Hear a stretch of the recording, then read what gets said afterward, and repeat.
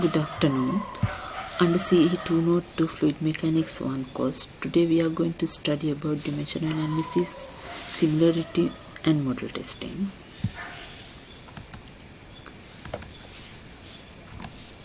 So, as you may aware, several engineering applications such as pipe flows in pumps and turbines, drag forces on automobiles, discharges over weirs, forces on buildings, river, atmospheric and oceanic flows are some examples for fluid flows. However, these fluid flows are complex because of the analysis involves geometric, fluid and flow characteristics. So there are two main methods available to solve the fluid flow problems, namely theoretical methods and experimental methods. In general, theoretical method involves mathematical formulation, or in other words, set of complex equations with various approximations. It can either be analytical solution or numerical solution. Analytical methods calculate the exact solution, while numerical methods involves with making guesses and then testing whether the problem is solved well enough to stop. It's more like iterative solution. However, there are limitations in applying theoretical methods in practical applications because it involves with approximations. Also, these theoretical results have to be verified against experimental results. So in complex problems, experimental methods have to be adapted. When we consider the experimental methods, experimental method is considered the results are same or closer to the real situation. Also, it provides good understanding of various physical features or processes of the flows. Generally, the experiments are done in laboratories by using small scale models of the actual structure. Designing of aeroplanes, motor vehicles, ships, hydraulic machines, bridges, dams or spillways involves with this model testing before its manufacturing or the construction process. The main objective of using this geometrically scaled model instead of full-scale prototype is to save time and money. So let us first clarify what is a model and what is a prototype. Model is a representation of physical system that may be used to predict the behavior of the system in some desired respect, whereas a prototype is the actual physical system. So these two figures shows you the difference between model and prototype. Model is the scaled version of prototype or the actual system. However, in the model testing experiments, care must be taken to properly scale the results. The process of converting model results into real-life problem involves with dimensional analysis, which is a very useful tool to be used. Simply, we can say the dimensional analysis is a method of reducing the number and the complexity of experimental variables that affect a given physical phenomena. There are three primary processes involved with dimensional analysis. Firstly, to generate non-dimensional parameters that help in the design experiments and in the reporting of experimental results. Secondly, to obtain scaling laws so that the prototype performance can be predicted from the model performance. And also it is possible to predict trends in relationships between parameters. So before dealing with the dimensional analysis, we must have to familiarize with the dimensions and units.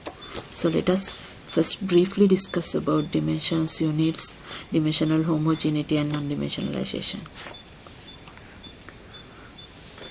So dimension is a measure of physical quantity. Length, mass or time are some examples for dimensions. On the other hand, the way of assigning a number to that dimension is a unit. For example, microns, centimeters, meters or kilometers are units to measure length. Also, grams, kilograms or metric tons can be used to measure weight. Similarly, milliseconds, seconds, minutes or hours can be used to measure time. Or that's the unit of time. There are 7 primary dimensions. Even though there are 7 primary dimensions, namely mass, length, time, temperature, electric current, amount of light and the amount of matter, we generally use mass, length and time as the basic dimensions in fluid mechanics. So this table shows you the symbols, SI units and the English units of each and every parameter or the dimension. Simple M for mass, capital L for length, simple T for time, capital T for temperature, capital I for electric current, capital C for amount of light and capital N for amount of matter.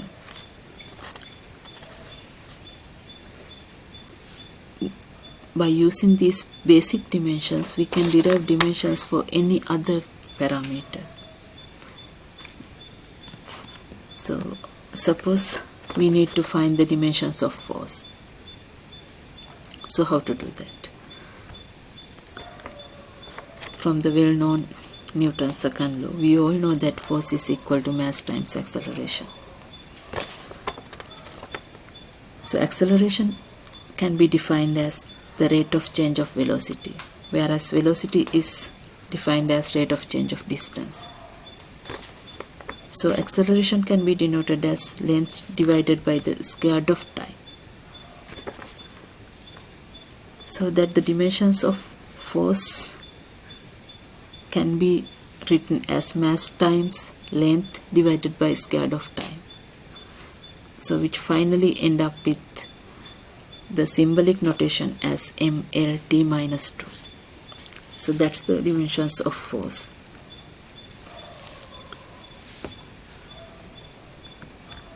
So similarly, we can find the dimensions of any other parameter like pressure, velocity, acceleration, or any other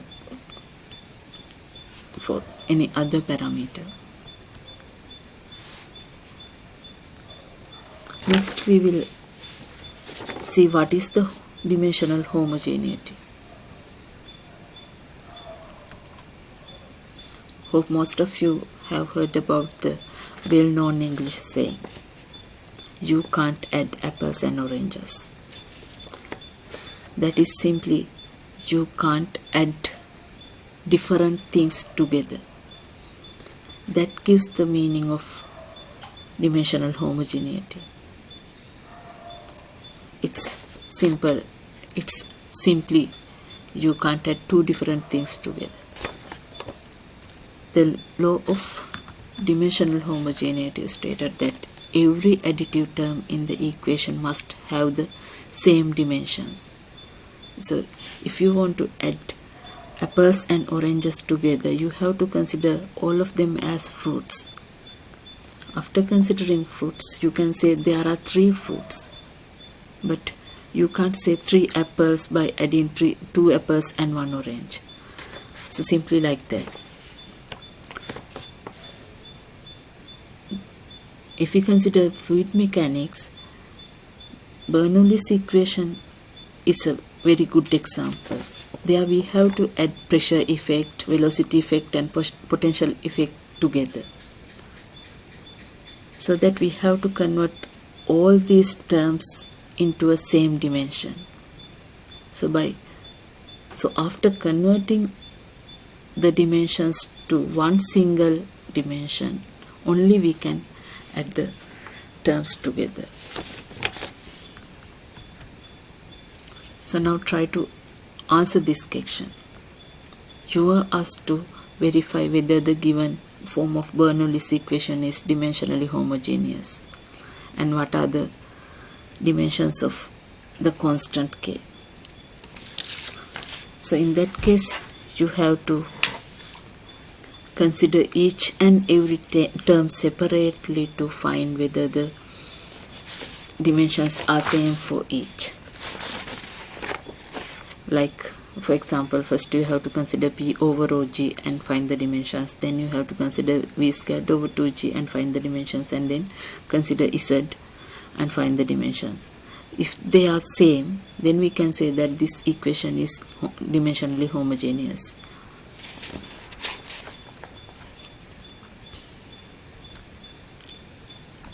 So first you have to consider P over rho g. P is the pressure. You all know pressure is equal to force over area. Force, the dimensions of force is mLT minus 2. It has to be divided by the dimensions of area, that's L squared.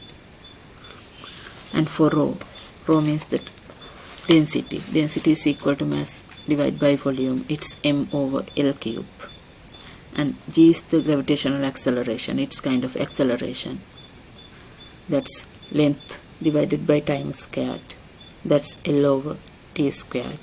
Finally, once you calculate it, finally we'll end up with the dimensions as length. For V squared over 2g, again, similarly you can substitute the dimensions for each and every parameter, velocity and acceleration. So it gives you the dimensions of length. And Z is the length. Z is kind of length. So the dimensions is same. From that, we can conclude all the additive terms of this given form of Bernoulli's equation is same, which means the given form of Bernoulli's equation is dimensionally homogeneous. Further, the constant k also should have the dimensions of length in order to obey with the laws of dimensional homogeneity. So the dimensions of k is also the dimensions of length. So that's all for today, and next time we will start with the non-dimensionalization. Thank you.